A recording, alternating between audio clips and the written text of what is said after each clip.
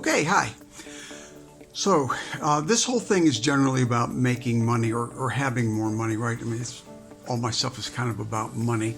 Though, there's going to be stuff that's just kind of about life too. But even talking to you about the word because, I'm talking to you about because you can make more money with it, right? So, and just for the record, I say this with no shame at all. The purpose of having a business is to make money, right? And one of the things that's screwy in America today that I have taken note is the number of people who say with great authority in a much better suit than I'll ever wear that that is not the purpose of a business. The purpose of a business is blah, blah, blah, and to be a good corporate citizen. Right. I believe in moral and ethical responsibility to human, our fellows, right? But it doesn't mean that we didn't come to work to make money, all right? So this is all about money, and if you think business is for something else than making money, then you and I have entirely different points of view on that, all right?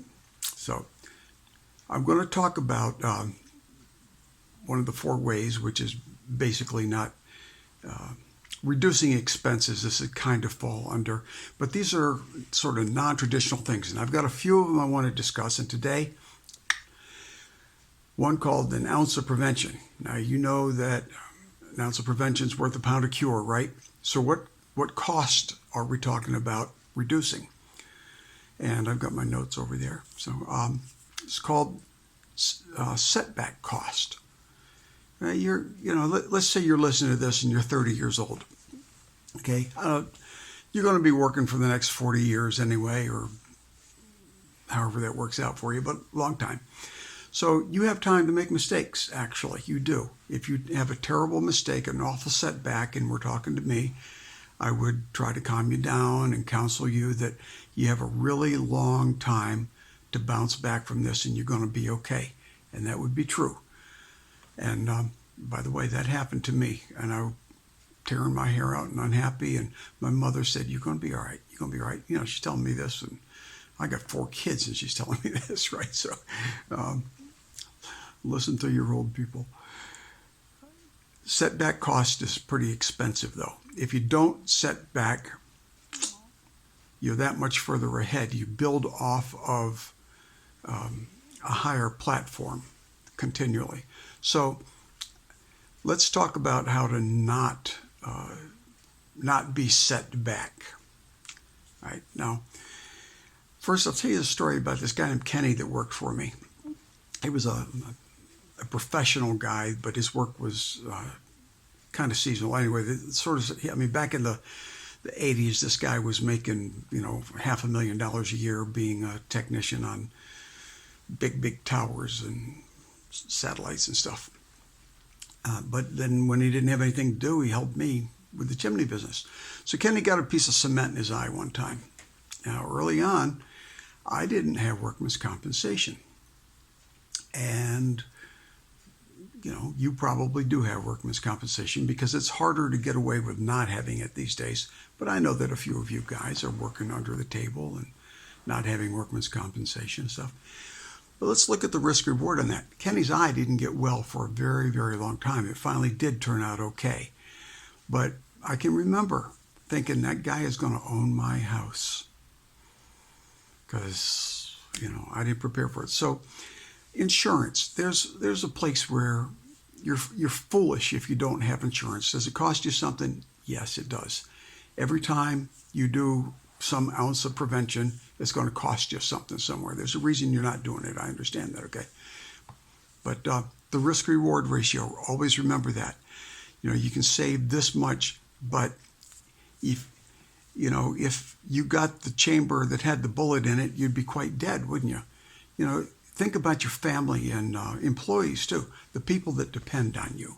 So don't spit in the eye of the risk-reward ratio if I can screw up my metaphors a little bit for you. All right, so insurance. Take reasonable precautions. And I'm not saying don't take any chances. If you're in business and you won't take any chances, you're not going to get very high, very far ahead. But you can always look at that risk-reward ratio and say, well, if I'm a failure here, it won't kill me, and there's a good chance I think I can pull it off. So it's a good thing to do. You look at the other things and I doubt I can pull it off. Don't. All right. So use reasonable precautions, but do that in other places in your life. Looking at the list again. On the job safety, like I mentioned with that guy, Kenny there, that was an insurance story. But, if you have guys doing roof work and, you don't make them wear their harnesses because, we all know how inconvenient a harness is. There's nothing good about wearing a harness on the roof until somebody falls off, right? And it happens.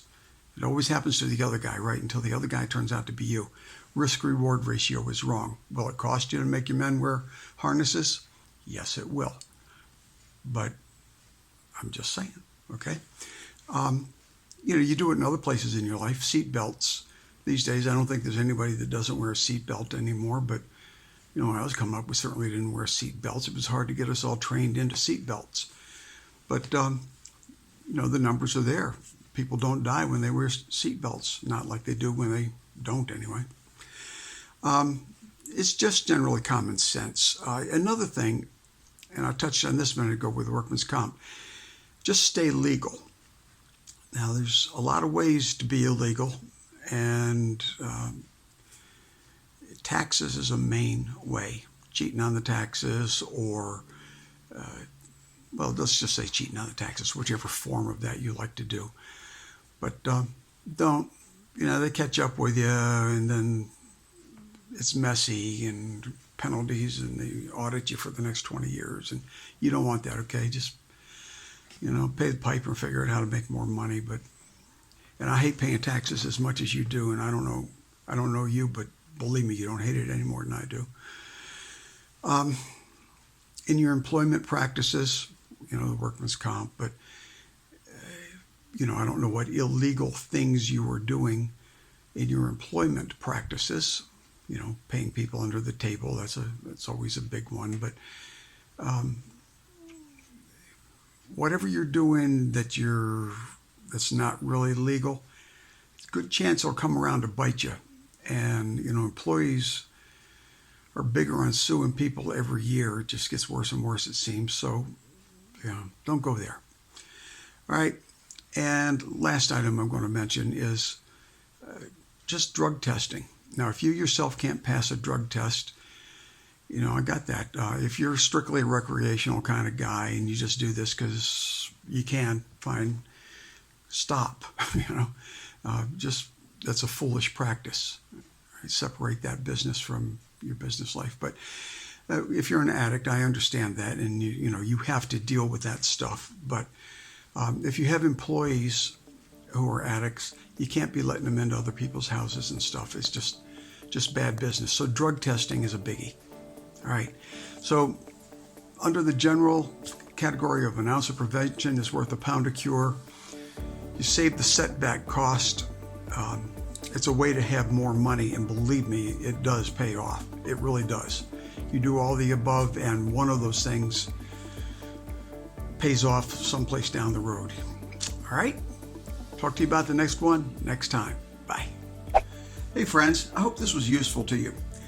Would you do something for me? Would you please share this with anybody you know that ought to hear it too? And then, would you please give me the thumbs up and subscribe, right? That's kind of important on these things.